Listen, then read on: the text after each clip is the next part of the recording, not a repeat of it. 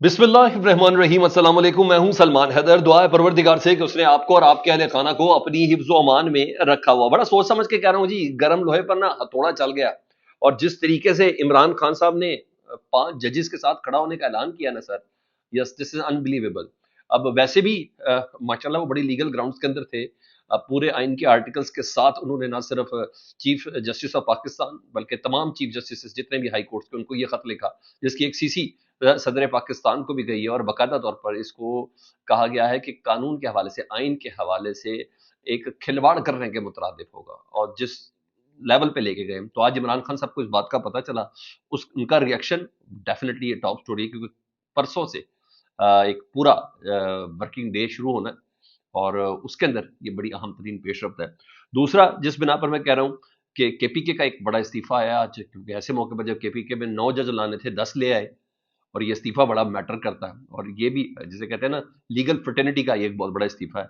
इससे मुतालिक है जी, खास जल्दी हो चुकी है चीफ जस्टिस ऑफ पाकिस्तान को। उस जल्दी की क्या वजह, टारगेट क्या है? और अब मलिक रियाज साहब के बोलने का वक्त भी हुआ चाहता है। वो जो नाम उन्होंने कहा था, जज हो, जर्नैल हो, ब्यूरोक्रेट हो, मेरे ख्याल है वो तमाम हो जाते, तमामों की जो आज हो गया ना।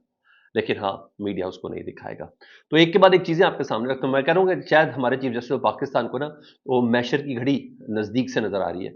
और यही वजह है कि आज जुडिशल कमीशन ऑफ पाकिस्तान का इजलास, जिसको मैंने आपको दोपहर में रिपोर्ट किया था, वो था 10 एडिशनल जज जो हैं पेशावर हाई कोर्ट के अंदर, वो तैनात किए गए हैं। पहले भी मैंने बोला, वक्त कम, मुकाबला सख्त है, खास कुछ टारगेट्स हैं जो उनको अचीव करने, और उनको दुनिया का कोई मैशर दिखा दिया कि अंजाम तुम्हारा ये होगा कि अगर तुमने ये पूरे नहीं किए मामला। जी हाँ, बोल तो मैं से भी ज़्यादा सकता हूँ, लेकिन पेका एक्ट लगा तो थोड़ी मुझे एहतियात भी करनी है। लेकिन बहरहाल, इससे पहले इस्लामाबाद हाई कोर्ट के 2 जज ये तैनात कर चुके हैं।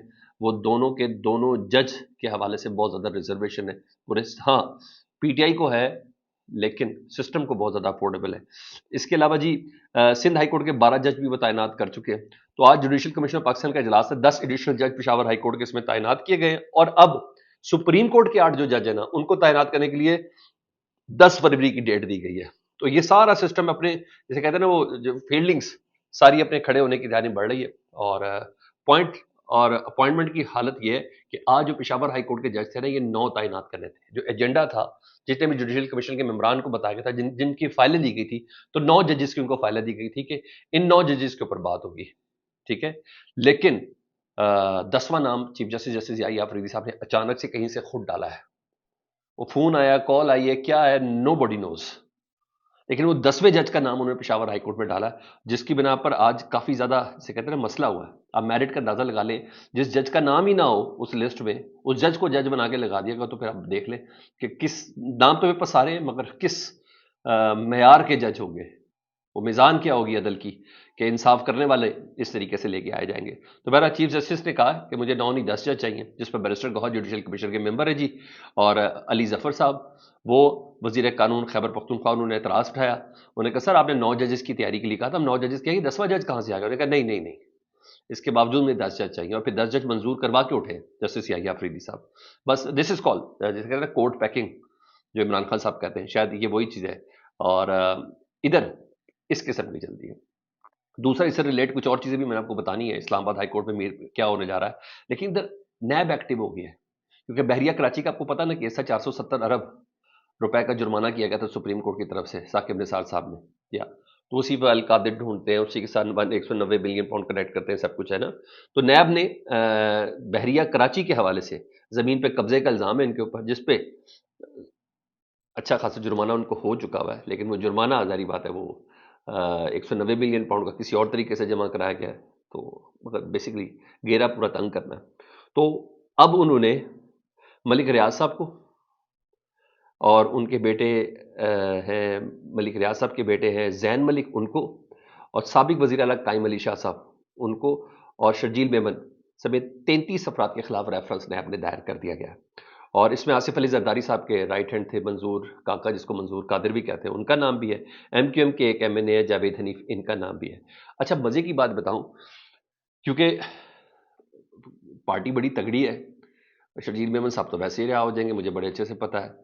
कायम अली शाह साहब उम्र के जिस हिस्से में है, उन्होंने एक पेशी नहीं भुगतनी। बहला तगड़े तो तस्वुर किए जाते हैं। ये सारे वो लोग हैं जो उस वक्त वजीर आला थे और उस वक्त वजीर थे जब ये ज़मीन सारी दी गई। کس کی ایما پہ دی گئی؟ کس کے دوست ہیں ملک ریاض صاحب؟ مگر وہ صدر کے عہدے پر ہیں، ان کے خلاف تو کسی قسم کا ریفرنس ظاہر نہیں ہو سکتا۔ باقی لوگوں کو تو خیر کسی نہ کسی طریقے سے نکال لیا جائے گا اس کیپ سے، لیکن نیب نے یہ ریفرنس بھیجا ہے، اور حد یہ ہے کیونکہ کسی کا چینل ہے، کوئی چینل کا مالک ہے، کوئی چینلوں کے پیچھے ہے، یا چینلوں کے مالک کو کسی نے بیٹا بنایا ہوا ہے۔ بہرحال پوزیشن یہ ہے، کہیں بھی خبر نہیں چلی کہ نیب نے ریفرنس ظاہر کر دیا۔ بہرحال یہاں یہ پوزیشن چل رہی ہے کیونکہ ملک ریاض صاحب کے اوپر بہت پریشر ہے کہ عمران خان صاحب کے خلاف اپنے گواہی دینی ہی دینی ہے، وہ گواہی نہیں دے رہے۔ اس سے پہلے ان کا پاسپورٹ بھی بلاک کر دیا یار، اس سے بڑی بدقسمتی کیا ہو، یار سب کچھ کر لو یار، پاسپورٹ تو بلاک نہ کرو، یعنی پاکستان کا شہری مادے سے آپ نے انکار کر دیا یہاں تھا۔ تو بہرحال سپریم کورٹ کے ڈیفالٹر ہونے کا ان کے اوپر مقدمہ ہے۔ میرا خیال ہے کہ ملک ریاض صاحب کے بولنے کا وقت آ گیا ہے، جو انہوں نے کہا تھا کہ میں ججز کے نام بھی لوں گا، جنائز کے نام بھی لوں گی، اور بیوروکریٹس اور صحافیوں کے نام بھی میں لوں گا کہ جنہوں نے کب کب میرے سے کہاں فائدہ اٹھایا۔ میرا خیال ہے وہ زبان کھلنے کا ان کا وقت آ چکا ہے۔ اب یہ کس وقت ہوتا ہے یہ بہرحال تھوڑا وقت لگے گا، اس کا مجھے اور آپ کو اندازہ ہو جائے گا۔